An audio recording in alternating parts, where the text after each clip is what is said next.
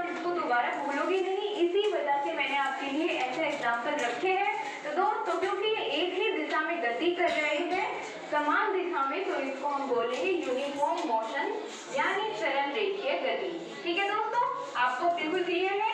अब चलते हैं अगले मोशन की तरफ। अब हम बात करेंगे सर्कुलर मोशन यानी वृत्तीय गति के बारे में।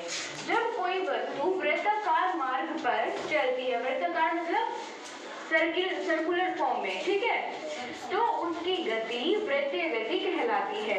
जैसे सूर्य के चारों ओर पृथ्वी की गति कैसी होती है? वृत्तीय गति।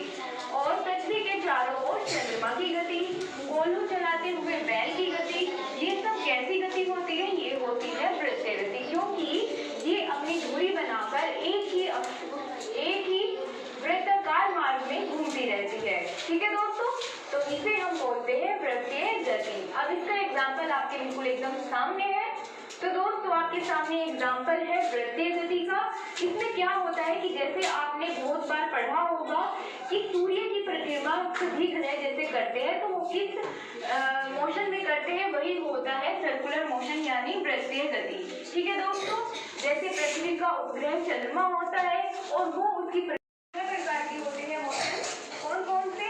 सरल रेखीय गति, वृत्तीय गति, घूर्णन गति, दोलन गति, आवर्ती गति, प्रक्षेपीय गति। आपको घबराने की जरूरत बिल्कुल नहीं है, क्योंकि अब हम इसको डिटेल में और पिक्चर्स के थ्रू बहुत ही क्लियर रूप से जानेंगे। ठीक है दोस्तों, तो चलिए सबसे पहले हम बात करेंगे सरल रेखीय गति, जिसे हम इंग्लिश में यूनिफॉर्म मोशन के नाम से भी जानते हैं। तो दोस्तों इसकी डेफिनेशन क्या होगी कि जब एक वस्तु एक सीधी रेखा में कहते हैं ना कि काम जो है, कोई भी कार्य मिलजुल कर करना चाहिए, तभी वो आसानी से हो जाती है और एकता भी बरकरार रहती है। मेरा ही कार्य देखिए, मैं वीडियो बना रहा हूँ, मैं अपना कार्य कर रहा हूँ, आप वीडियो देख रहे हैं, ये कार्य कर रहे हैं, मुझे सपोर्ट कर रहे हैं, ये कार्य तो सब मिलजुल के कर रहे हैं, एकजुटता से कर रहे हैं। खैर मेरा ट्रिक आप समझ गए, उनकी कार्य का मात्रक मिलजुल का तो जूल होता है, ऊर्जा का मात्रक भी जूल होता है। इसे कैसे अलग है? आप अगर देखें ध्यान से तो कहीं ना कहीं हम लोग जुलाई के महीना को जूल लेते हैं, JUL शॉर्ट में, ठीक है। और मैं आपसे प्रश्न करूं कि सबसे ज्यादा एनर्जी की आवश्यकता कब बढ़ती है, तो आप कहीं ना कहीं आप आंसर जरूर दीजिएगा कि गर्मी के सीजन में बहुत ज्यादा गर्मी पड़ता है, और बहुत ज्यादा गर्मी यानी चिलचिलाती धूप वाली जो महीना, जब इसको गर्म किया जाता है तो धीमे धीमे ये गर्म होके आगे की तरफ आता है। तो केवल ठोसों में चालन विधि से ऊष्मा का संचरण होता है, ध्यान रखिएगा। तो ये हमारा हो गया चालन विधि। अब हम बात करेंगे संवहन विधि के बारे में। तो चलिए इसको भी देख लेते हैं। ऊष्मा संचरण की ऐसी विधि जिसमें पदार्थ के अणु अपना स्थान बदलने लगते हैं और उनके स्थान ठंडे अणु ग्रहण करने लगते हैं। चलते हैं फिर से फिगर की तरफ, और ये रहा आपके सामने फिगर।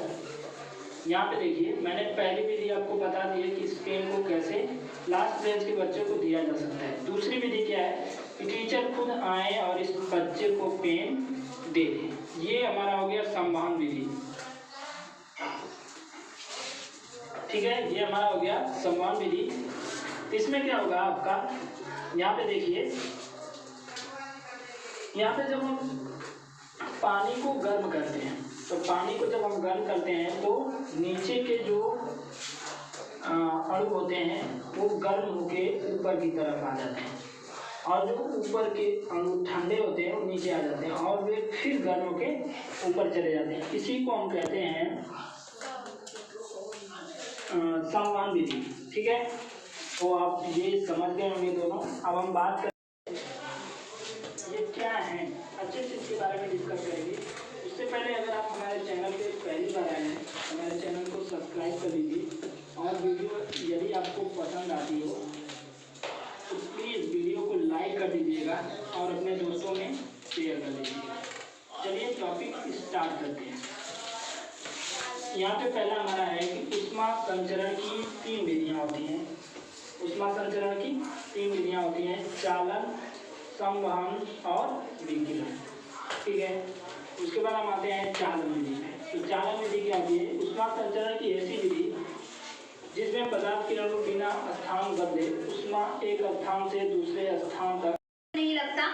पीरियोडिक टेबल में सोना नोबल मेटल है जो केमिकली इनएक्टिव है और नेचुरल या फिर इंडस्ट्रियल एनवायरनमेंट में इसमें जंग नहीं लगता है। ऐसा इसीलिए होता है क्योंकि सोना एटमॉस्फेयर में ऑक्सीजन के साथ रिएक्ट नहीं करता है और ये धातु विकृत भी होता है। सोना ऑक्साइड नहीं बनाता है क्योंकि ये कम से कम रिएक्टिव मेटल है। इसे जमीन से अपने प्योर फॉर्म में निकाला जाता है, जबकि दूसरे मेटल्स को मेटल ओर से मेटल निकालने के लिए महंगे इंडस्ट्रियल प्रोसेस से गुजरना पड़ता है। तो अब आपको पता चला कि सोने में जंग क्यों नहीं लगती। ऐसे ही फैबुलस सवालों और जवाबों के लिए हमारे तो लोहे का ऑक्साइड बनता है, मतलब आयन ऑक्साइड। आयन एटम्स का ऑक्सीजन से मिलना ऑक्सीडेशन की क्रिया कहलाती है। लोहे पर जंग लगने के लिए ऑक्सीजन और मॉइस्चर का होना जरूरी होता है। मॉइस्चर और ऑक्सीजन की प्रेजेंस में आयन एटम्स धीरे धीरे ऑक्सीजन से मिलकर लोहे का ऑक्साइड बनाते हैं और जंग लगने की क्रिया जारी रहती है। जंग लगने से ठोस लोहे की सरफेस चढ़ने लगती है और कमजोर पड़ जाती है। तो अब आपको पता चला कि लोहे पर जंग क्यों लगती है। आपने चमगादड़ यानी बैट को तो देखा ही होगा, वो हमेशा उल्टा ही लटकता है। क्या आपने कभी सोचा है कि वो उल्टा क्यों लटकता है? इसके बारे में बहुत ही इंटरेस्टिंग फैक्ट है। ये कहीं भी लटकता है तो हमेशा उल्टा ही लटकता है, चाहे वो छत हो या पेड़ की ब्रांच। ये उल्टा इसीलिए लटकता है क्योंकि इसके पैरों के बोन्स बहुत ही वीक होते हैं। इसकी कमजोर हड्डियां इसके शरीर का वेट उठाने या संभाल पाने में सक्षम नहीं होते। जब बैट जमीन पर होता है तब अपने बॉडी का सारा वेट जमीन पर डाल देता है। ऐसा करने से पैरों पर बॉडी का वेट बहुत कम पड़ता है, तभी नीचे बैठा हुआ बैट जमीन पर फैला हुआ दिखाई देता है। जब बैट पेड़ की किसी ब्रांच पर हमें 7 रंगों का इंद्रधनुष दिखाई देता है, पर हमेशा नहीं, कभी कभार। मगर कभी आपने सोचा है कि इंद्रधनुष आखिर कैसे और क्यों बनता है? अगर नहीं तो चलिए आज की इस वीडियो में हम जानने वाले हैं कि इंद्रधनुष क्यों, कब और कैसे बनता है। तो चलिए बिना टाइम गवाए वीडियो को शुरू करते हैं।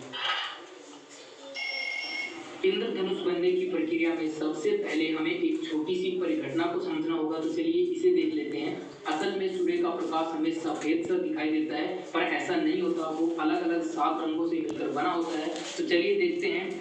जब हम एक प्रिज्म में से होकर श्वेत प्रकाश को गुजारते हैं तो यह 7 अलग अलग रंगों की पट्टी में विभाजित हो जाता है और विज्ञान की भाषा में यह परिघटना जो है इसको वर्णविक्षेपण कहा जाता है। इसे हम प्रिज्म के माध्यम से देख सकते हैं। बिल्कुल यही होता है इंद्रधनुष बनने की परिघटना में भी। वो कैसे, चलिए देखते हैं। दरअसल आसमान में बारिश के बाद कुछ हल्की बूंदें जो होती हैं वो पृथ्वी की सतह पर न गिरकर आसमान में ही रह जाती हैं और जब इन पर सामने से सूर्य की किरणें पड़ती हैं तो वर्षा की ये बूंदें प्राकृतिक प्रिज्म का काम करती हैं और सूर्य का प्रकाश उनसे गुजरते हुए 7 अलग अलग रंगों में टूट जाता है और इंद्रधनुष दिखाई पड़ता है। और शायद इसी वजह से ही इंद्रधनुष को प्रकृति का प्रिज्म कहा जाता है। वो ऐसा इसलिए क्योंकि ये जो बारिश की छोटी छोटी नन्ही बूंदें हैं ये भी प्राकृतिक प्रिज्म की तरह काम करती हैं और प्रकाश जो श्वेत प्रकाश है उसको 7 अलग अलग रंगों में विभाजित कर देती हैं। अब देखिए इंद्रधनुष जो रेनबो होता है उसमें बैंगनी, नीला, आसमानी, हरा, पीला, नारंगी और लाल ये 7 रंग दिखाई देते हैं। नज़ारे को देखेंगे, इसे कहते हैं ग्रहण यानी एक्लिप्स। जब सूरज, धरती और चांद यानी सन, अर्थ और मून एक सीधी रेखा में आ जाते हैं तब हम इस सुंदर नज़ारे को देख पाते हैं। यह ग्रहण 2 प्रकार का होता है, चलो देखें। जब चांद सूरज और धरती के बीच में आ जाता है तब वह सूरज की किरणों को धरती पे गिरने से रोक देता है। धरती का वह हिस्सा जहाँ पर वह किरणें गिर नहीं पाती वहाँ पर चांद की परछाई पड़ती है और उस जगह के लोग सूरज को देख नहीं पाते हैं। इसे सूर्य ग्रहण यानी सोलर एक्लिप्स कहते हैं। चलो देखते हैं ये कैसे होता है। यह शुरुआत की पोजीशन है अर्थ के और मून के घूमने के कारण। अब क्योंकि मून अर्थ के आजू बाजू घूम रहा है, घूमते घूमते वह सन और अर्थ के बीच में आ जाता है और अब देखो अर्थ पे कैसे मून की शैडो पड़ रही है और इसी कारण धरती के वे लोग सन को देख नहीं पाते। सोलर एक्लिप्स के अलग अलग रूप होते हैं क्योंकि अर्थ सन के आजू बाजू घूमता है और मून अर्थ के आजू बाजू घूमता है। अगर चांद सूरज की किरणों को पूरी तरीके से रोक लेता है तो उसे टोटल सोलर एक्लिप्स कहते हैं, यानी पूर्ण सूर्य ग्रहण। अगर सूरज की किरणें एक रिंग के शेप में दिखाई देती है तो उसे एन्युलर एक्लिप्स कहते हैं। यह जब होता है जब